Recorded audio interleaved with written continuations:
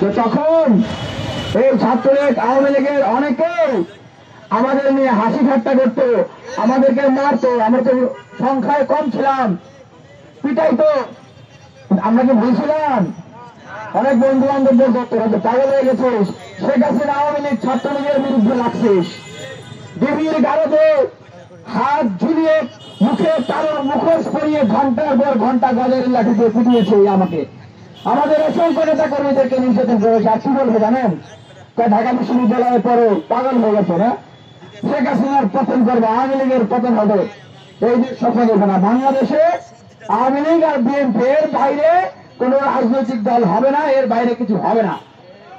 কথা কি ঠিক নাকি? কথা ঠিক?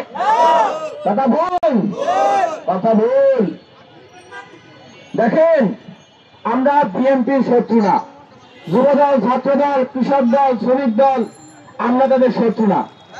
তারা দীর্ঘ 16 বছর নির্যাতিত হয়েছে। আমি এই সূর্যমুখী আগের ভারতে 7 মাস কনফারেন্সে ছিলাম।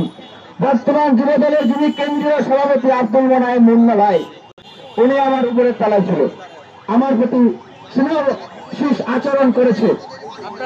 কিন্তু বাস্তবতা হলো দলের রাজনীতির ক্যারেক্টার তো চেঞ্জ করতে হবে না?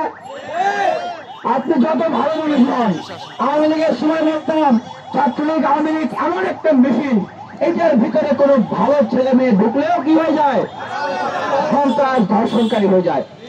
এখন এই দলটা বর্তমানে বাংলাদেশের বৃহৎ জনগোষ্ঠীর প্রতিনিধিত্বকারী একটা দল।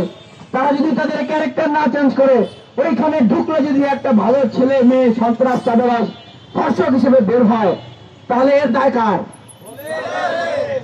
এখন ছাত্ররা স্লোগান দিচ্ছে যে আপনারা হত্যার দায় নেবেন না, ধর্ষণের দায় নেবেন না, খুনের দায় নেবেন না। এটা কি বলে?